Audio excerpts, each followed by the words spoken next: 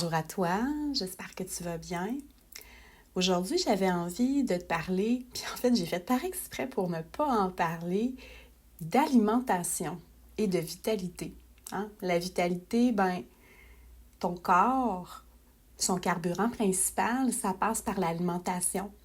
Puis, je trouvais ça quand même vraiment important de pouvoir t'en parler, puis j'ai fait par exprès de ne pas en parler avant, en fait, te faire réaliser que, outre l'alimentation, il y a plein de facteurs qui peuvent affecter ton énergie et ta vitalité, mais il est clair que l'alimentation est un élément assez capital, assez central dans, je dirais, dans ta vitalité. Donc, l'alimentation, c'est oui, tout ce que tu vas manger et ce que tu vas boire. Je ne suis pas une nutritionniste ni une professionnelle d'alimentation, sauf que c'est toujours un sujet qui m'intéresse. J'ai étudié 1 an là-dedans à l'université en nutrition et j'aime toujours lire sur le sujet, écouter des podcasts, m'informer sur le sujet. Mais le but ici, c'est vraiment de te faire prendre conscience que justement, ton alimentation, on est ce qu'on mange, OK? Puis les aliments que tu vas ingérer puis les liquides que tu vas boire, c'est ton carburant. Au même titre qu'une voiture, tu auras beau avoir une voiture avec un moteur phénoménal, si tu ne mets pas le bon type d'essence, ta voiture, elle ne fonctionnera pas bien. Puis c'est la même chose pour l'être humain. Si tu t'alimentes avec des produits hyper transformés qui sont remplis de sucre et plein d'additifs, c'est sûr que ça va affecter ta vitalité. Et au même titre aussi que, c'est pour ça que je dis que c'est quand même très complexe, que si tu vas compenser au niveau de ton alimentation, des fois si tu es hyper stressé ou si tu as de la difficulté à maîtriser tes émotions et que tu vas aller compenser en mangeant davantage, ça aussi, c'est des éléments qui sont à considérer. Pour ma part, je dirais que le plaisir et la simplicité, c'est mes mots d'ordre pour l'alimentation. Ça doit rester simple. Et j'ai envie justement de te partager différentes pistes qui, pour moi, fonctionnent super bien pour avoir une alimentation qui est la plus saine possible. Puis encore une fois, prends ce qui fait ton affaire, puis le reste, c'est vraiment correct. Avant de parler de mes pistes, il y a un élément important que je voulais te souligner, c'est d'être à l'écoute des signaux de ta faim. Ton corps t'envoie des messages de faim et souvent, en fait, régulièrement, je constate aussi que tu penses des fois que tu as faim, mais que c'est parce que tu as soif. Un élément qui est souvent, je trouve, négligé au niveau de l'alimentation, c'est le besoin du corps humain en termes d'eau, en termes d'hydratation. Notre corps est fait de plus de 60% d'eau et a besoin d'eau pour fonctionner. Nos organes, tout ça. Donc, il y a beaucoup de liquide dans notre corps et c'est vraiment important, justement, de s'hydrater adéquatement. Les recommandations, c'est en moyenne, là, il y a une formule selon ton poids, etc. C'est environ 1,5 litres à 2 litres d'eau par jour. C'est quand même beaucoup. Puis je constate dans mon entourage qu'il y a beaucoup de gens, justement, qui vont moins boire, qui vont pas boire. Puis moi, des fois, c'est quasiment le contraire. Moi, je bois vraiment beaucoup d'eau. C'est quelque chose qui fait partie de ma routine. J'ai toujours une bouteille d'eau à proximité. Puis c'est un élément qui est vraiment important à considérer pour te sentir en vitalité. Puis ça a un impact même au niveau de l'apparence de ta peau. Ça a vraiment de l'impact à tous les niveaux. Puis notamment aussi au niveau de tes signaux de faim. Le but, c'est pas de dire « Ah, j'ai faim, je vais boire de l'eau pour camoufler les signaux de la faim. » Non, c'est pas ça. Sauf que souvent, je vais prendre un petit verre d'eau puis finalement, j'avais pas vraiment faim, j'avais soif. Donc, peut-être de porter davantage attention à ces éléments-là, puis avoir justement peut-être des stratégies pour boire un petit peu plus d'eau. Oui, d'avoir une bouteille d'eau à proximité, mais il y a tellement des manières intéressantes et funky que ça soit agréable de boire de l'eau longtemps. Là, je le fais moins, mais quand même, de mettre des fois des fruits, des aromates dans ton eau pour que ça puisse être plus agréable. J'aime aussi boire de l'eau gazeuse, de l'eau gazéfiée. Encore une fois, c'est de faire attention parce que des fois, ça peut faire des ballonnements. Mais bon, des stratégies pour boire un petit peu plus d'eau. Ça passe aussi également par l'alimentation. Si tu consommes beaucoup de fruits et légumes, ben la plupart des fruits et légumes aussi sont faits de beaucoup d'eau. Donc, ce qui te permet aussi d'hydrater ton corps. Et notamment au niveau des liquides, faire attention à toutes les calories qui sont dans les liquides. Des mauvaises calories, entre guillemets, il n'y a pas de... En tout cas, je vais faire attention à ce que je dis, mais c'est sûr que si tu consommes beaucoup de jus, des boissons sucrées, ben la notion d'hydratation est là quand même, sauf que tu vas ajouter des sucres qui sont pas nécessaires. Puis, quand tu prends beaucoup de sucre, bien, ça a un impact au niveau de ton insuline, puis ça fait que, justement, des fois, tu vas avoir faim plus rapidement. Donc, de faire attention à ça, parce que c'est de l'énergie que ton corps, en fait, n'a pas nécessairement de besoin. Moi, avant de prendre un verre de jus, j'ai réfléchi tout le temps, plusieurs fois, parce que je me dis, bon, est-ce que je prendrais 2-3 oranges? Non. Bon, ben, je vais faire attention à la quantité de jus que je vais prendre, donc parce que c'est hyper concentré. Donc, souvent, je vais privilégier plus d'aller consommer un fruit. Et je tiens à souligner qu'ici, il n'y a pas de bonnes ou de mauvaises calories. Je parlais de la notion de plaisir aussi. Ben justement, c'est d'être capable d'aller profiter de certains aliments, des fois qu'on consomme moins souvent. Comme là, au moment où j'enregistre, ben c'est la saison des sucres. Alors, pour moi, le sirop d'érable, ben oui, c'est un sucre qui est naturel, mais n'en demeure pas moins que ça reste du sucre. Je me gâte là, à boire de l'eau d'érable, à boire du sirop d'érable. Je suis vraiment dans le plaisir.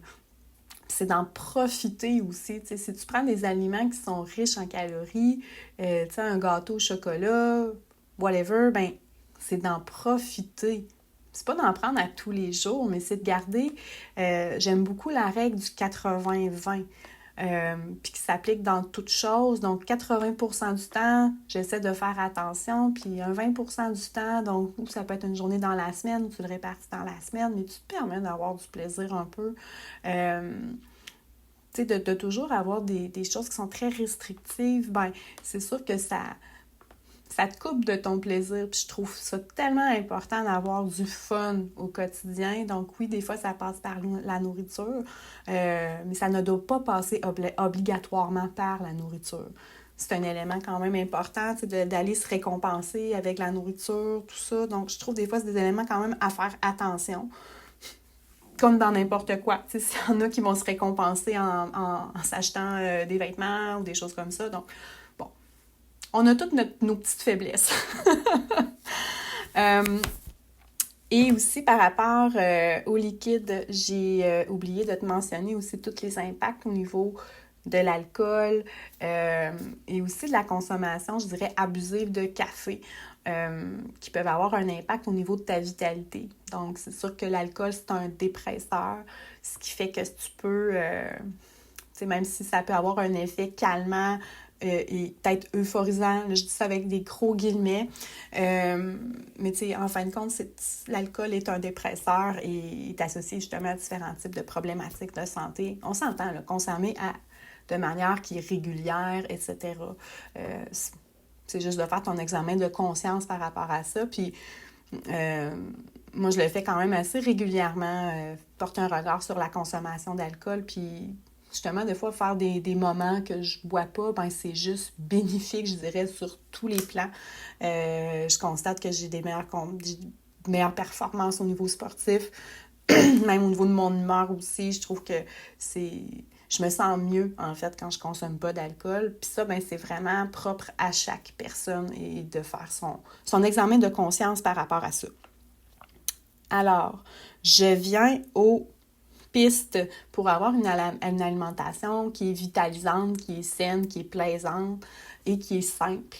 Mes pistes à moi, il y a une portion, je te dirais, que de planifier le plus possible. Donc, j'ai pas une planification qui est très rigoureuse parce que j'ai quand même le temps de cuisiner, sauf que d'avoir une idée de ce que tu vas manger dans la semaine, d'avoir une idée des plats que tu vas cuisiner, mais ça t'aide beaucoup à mieux t'organiser et à prévoir tes repas.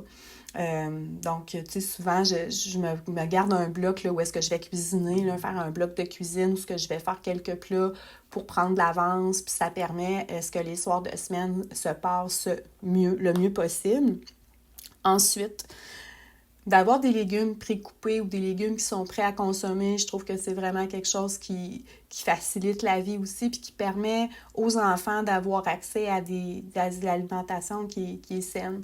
Donc, moi, j'ai toujours des fruits qui sont prêts aussi sur le comptoir. Puis, tu sais, je coupe des fruits quand j'en achète, tu sais, mettons de la cantaloupe, du melon d'eau, des ananas, etc., pour que les enfants en aient. Puis moi aussi, des fois, si j'ai une petite fringale, ben je peux prendre quelques petits bouts de fruits. Et à ce compte-là, les fruits congelés et les légumes congelés, pour moi, c'est vraiment des très bons amis. Les fruits congelés pour des smoothies, pour incorporer dans des recettes, dans des muffins. J'ai toujours plein de fruits congelés dans le congélateur qui sont toujours prêts à être consommés. Puis je trouve que c'est vraiment quelque chose qui est hyper facile. Et les légumes congelés pour tout ce qui est mes soupes, potage. Je trouve tellement que ça permet de sauver du temps. J'aime faire de la soupe plus que quand c'est froid, mettons pendant l'automne, l'hiver. D'avoir des légumes qui sont déjà précoupés. Là, j'ai le fameux mélange mirepoix que j'achète. Donc, ce que tu as oignons, carottes et céleri qui sont déjà toutes tranchées. Donc, j'ai seulement à mettre ça dans mon chaudron, puis je rajoute mes autres ingrédients. Donc, ça sauve énormément du temps et te permet de faire quand même un plat qui est hyper savoureux quand même. Puis il y a aussi, j'aime beaucoup la fameuse courge musquée congelée. C'est un produit que j'utilise vraiment beaucoup. De la courge, là, c'est quand même plus complexe à cuisiner, je trouve, là, de couper la courge, la cuire, etc. Moi, je dégèle ma courge, ça prend 5 minutes, puis je mélange ça avec des poires, du bouillon, puis un peu d'oignon, puis c'est fini. Ça me prend 5 minutes à faire, puis c'est savoureux. Tu sais, ça n'a pas besoin d'être compliqué pour que ça soit bon. Donc ça, c'est vraiment, je dirais, là, des astuces. Puis justement, d'avoir des recettes dépanneurs, tu sais, des recettes que tu es capable de faire les yeux fermés, là, ça, c'est sûr que c'est des astuces, je trouve, qui sont vraiment importantes à avoir, que tu sais, t'as pas à...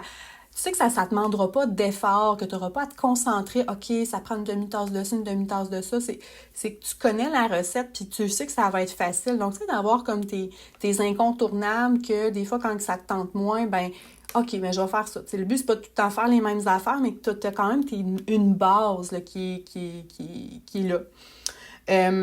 Et une autre stratégie que j'ai, c'est d'avoir toujours des protéines qui sont à ta disposition, des bonnes protéines. Comme par exemple, les œufs, c'est un dépanneur vraiment qui est très utile, qui est très utilisé chez moi. Donc, faire des œufs, des omelettes, ça prend vraiment pas de temps. C'est bien nutritif, c'est bon. Puis il y a plein de manières de pouvoir apprêter les œufs. Et aussi, je suis une grande fan de poulet. Quand les poitrines désossées là, deviennent en vente au magasin, ben j'en achète vraiment une bonne quantité. Puis souvent, je vais les couper, les mariner.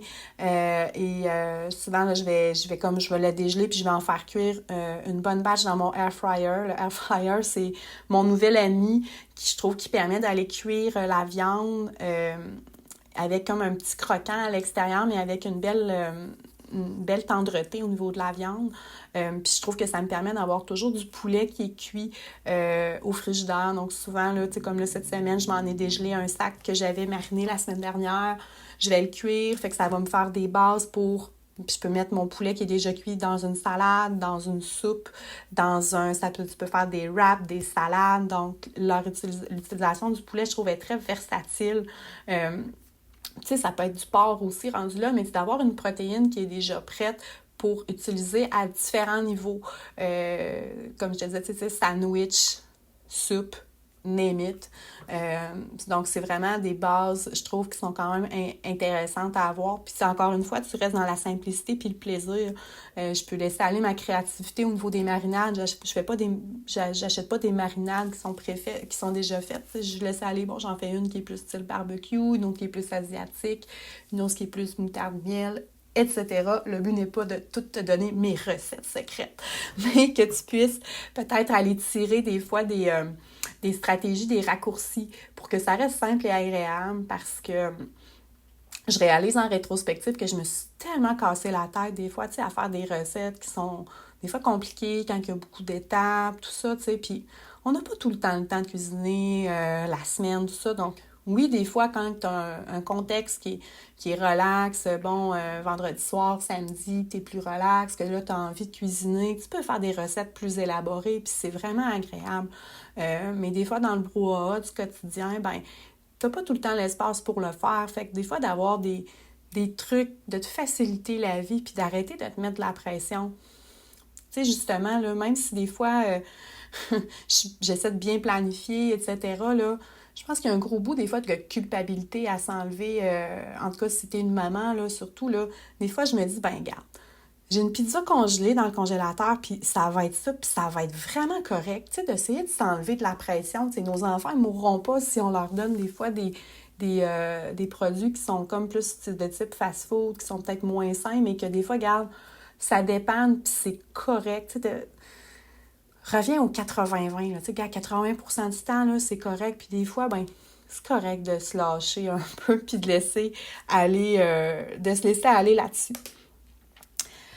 Donc, si je résume ce que j'avais envie de te partager aujourd'hui en lien avec la vitalité puis l'alimentation, ben ton corps, c'est ton temple. Donc, c'est sûr que c'est important de le nourrir avec amour, avec bienveillance pour qu'il puisse bien te porter et de vraiment porter attention aussi à ton hydratation. Tu sais, outre les aliments que tu consommes, vraiment porter attention aux liquides que tu vas consommer parce que c'est vraiment important.